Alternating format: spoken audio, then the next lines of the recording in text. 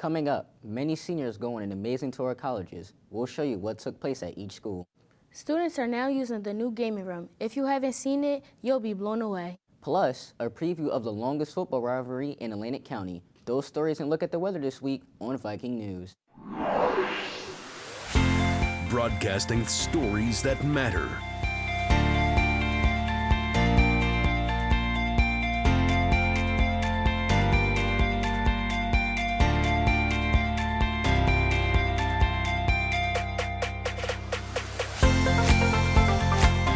From Atlantic City High School TV, Viking News starts right now.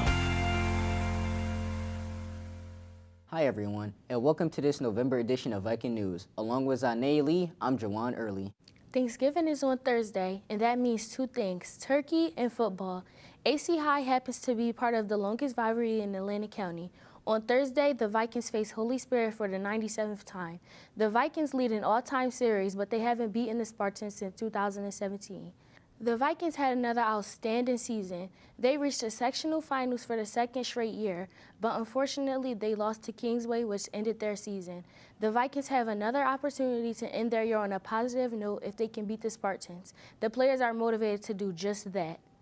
I'm very motivated, especially because last year we took the L, and I started last year too. So I don't want to see them holding the trophy up on our home field. I also want to send my seniors off with a W, so it's very important to me. Even though we lost against Kingsway in the sectionals, it's still a trophy on the line, and I want to lift at least one trophy in my high school career. I don't think the high school has beaten them since 2017, so that would be a good chance to break the losing streak that we had. And we also win the division, so I feel like that's a motivation too. I'm really motivated. I ain't beat them in 3 years now. We lost sectionals. That was a bad taste. So new week, new thing to look at. So I'm ready.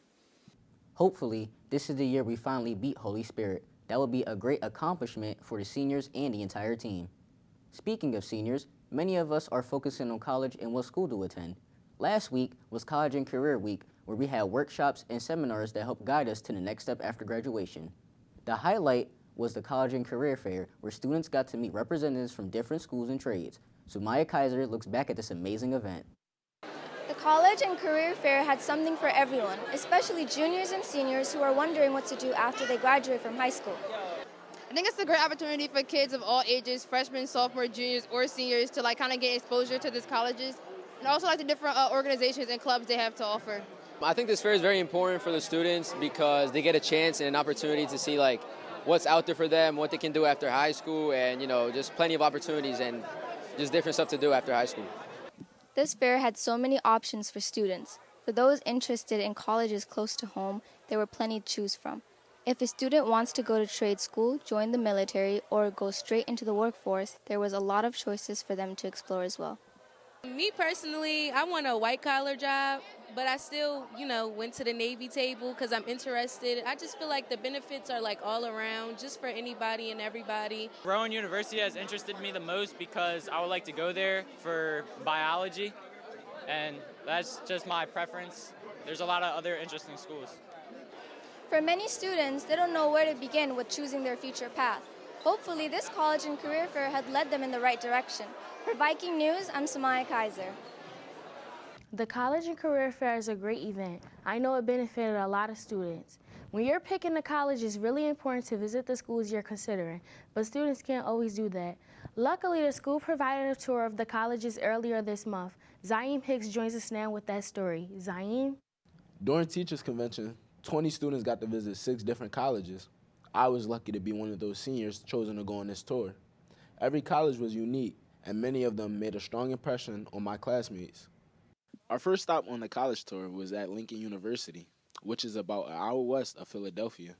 I seen Lincoln, and I'm into communications, and that just had everything I needed to see. So that was perfect for me. After Lincoln, we boarded the bus and traveled 60 miles to Delaware State University. As it says on the grass, I love DSU, and so did my classmates. Delaware State stood out the most to me because the major that I want to major in when I go to college, they have it as a major, and most colleges or HBCUs have it as a minor, and that's forensics. Delaware State has a beautiful campus, and the tour guide was exceptional. After Delaware State, we drove all night to Virginia State University.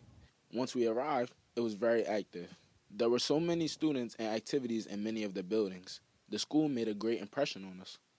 I think it made a big impression because it reminded me the most of home, and everybody in Virginia was so nice. After Virginia State, we took the bus to North Carolina Central. We learned about its founder, James Shepherd, and had a nice tour of the campus. Once again, we were back on our bus ride for an overnight ride to Howard University in Washington, D.C. It's hard not to be impressed with Howard and all its tradition. They're a very cultural school, so that's why it stood out to me. They have very cultural events and things that are catered to them. Finally, our last day at the tour was spent at Morgan State in Baltimore. We got to see the dorms at Holmes Hall and get a good taste of Greek life, which is popular at the school. These were 6 great colleges we got to visit, and no doubt it was beneficial for everyone. I feel like it was beneficial to me because it gave me an inside look on what college is like before I get to go there, so it gave me a little experience of what college life could be for me every day. Of all the schools, Howard made the biggest impression on me. I could easily see myself going there or Delaware State. Overall, this was a great experience, and I think going to any of these schools is a great choice. Jawan? Thanks, Zaim. That looked like a great tour. We're lucky the high school provided that opportunity for many of our students. Speaking of an opportunity, have you seen a new gaming room at the school? It's spectacular. Omar Kelly gives us an inside look and tells us why esports is more than just playing video games. One look at the new esports lab in room C120 and you'll be blown away. It's just very awesome. Just having this room in here, it just means a lot to me. These students are members of the esports club. Instead of bringing their own games to school, now they have this amazing room to play just about any game they want. I will say these monitors have Steam and everything you need on them, versus everyone we had to rely on one person to bring in their own consoles, and if they didn't bring their console, we couldn't do nothing. The esports club is just the beginning. Eventually, gaming will be offered as a class elective. Esports, a lot of people think is just about gaming, but it's really about building teamwork, communication, community, and it has a lot of different career paths as well that you can go into. Esports has become a huge business. Some of the careers include those who play, those who create the games, and those who broadcast the competitions. I think that's actually really cool now. Esports used to be just looked at as a hobby. Now it's being looked at like a career, like you can make up money off of it and stuff. But for now, students are just enjoying this amazing new room. I think the best part is just all of us being here together because we're all a team, and not just that, but friends. I mean, honestly, it's just the connection that you build with friends when you play the games like this. It's really fun. For Viking News, I'm Omar Kelly. That esports lab looks incredible. I know those students love it. Makes me wish I was into video games. Now that it's the end of November, it's getting cold out there. For the latest forecast, here's Noah Harris. Thanks, Zane. You're right. It is getting cold.